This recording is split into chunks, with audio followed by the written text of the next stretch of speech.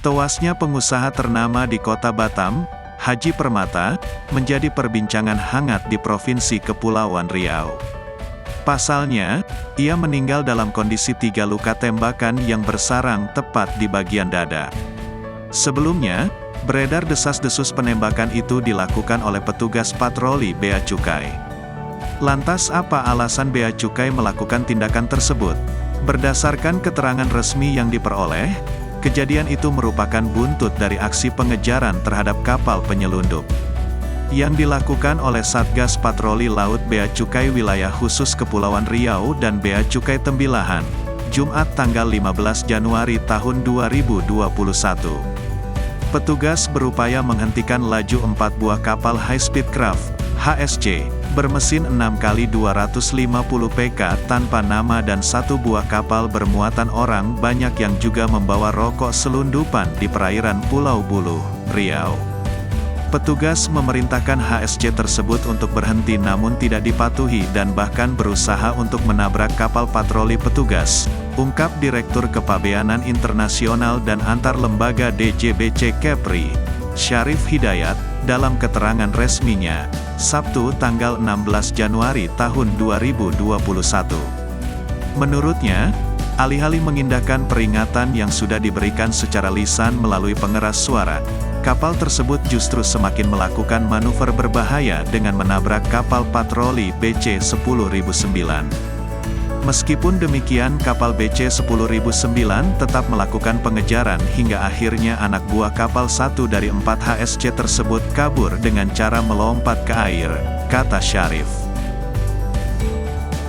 Setelah dilakukan pemeriksaan didapati sejumlah tumpukan karton berisi rokok ilegal yang ditutupi terpal. Upaya perlawan juga masih terus berlanjut.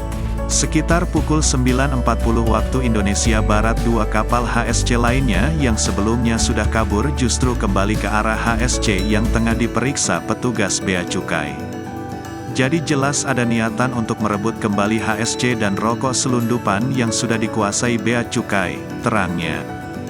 Belasan orang menggunakan kapal pancung yang sengaja dikerahkan untuk melindungi 4 HSC tersebut. Mereka melempari kapal BC-10.009, BC-15.040, BC-15.041, dan HSC yang dikuasai Bea Cukai dengan bom molotov, mercon, serta kembang api. Beberapa kali tembakan peringatan dilakukan Satgas Patroli Laut Bea Cukai. Namun massa yang berjumlah belasan tersebut malah secara brutal menyerang petugas dengan senjata tajam sambil berupaya untuk merangsek masuk ke HSC yang telah dikuasai Bea Cukai yang hanya dikawal oleh 4 orang petugas.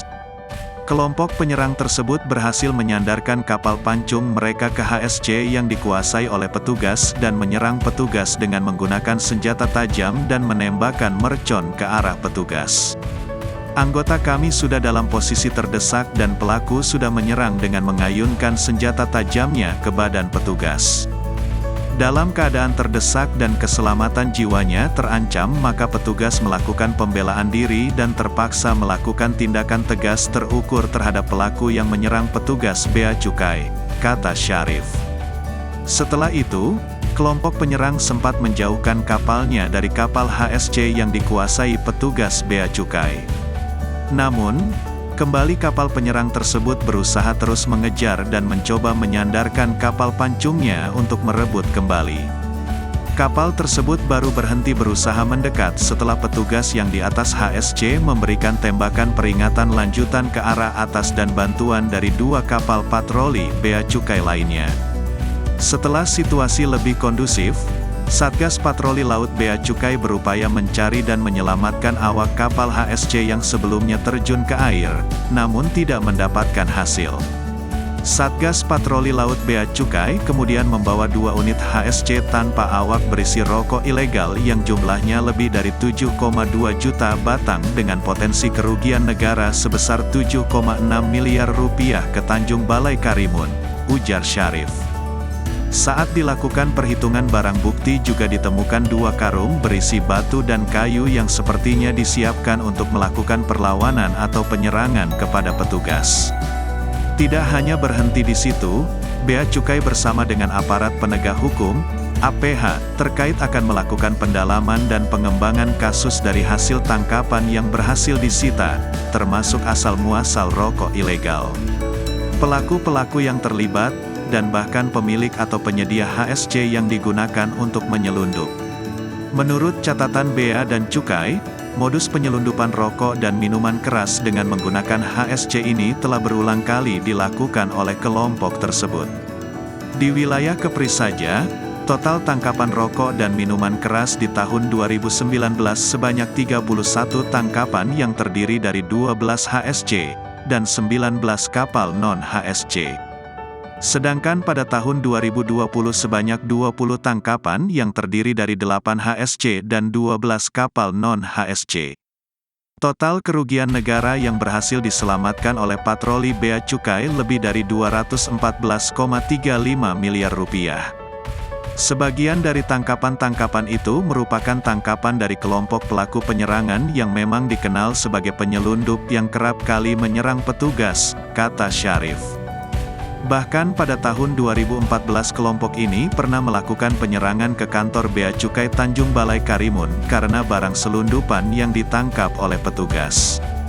Pengadilan kemudian memutuskan telah terjadi pelanggaran pidana atas penyerangan tersebut, ungkap Syarif lebih lanjut. Demikian liputan Kepri, Budi Jufisal melaporkan. Jangan lupa buat subscribe agar tidak ketinggalan berita yang kami sampaikan. Terima kasih.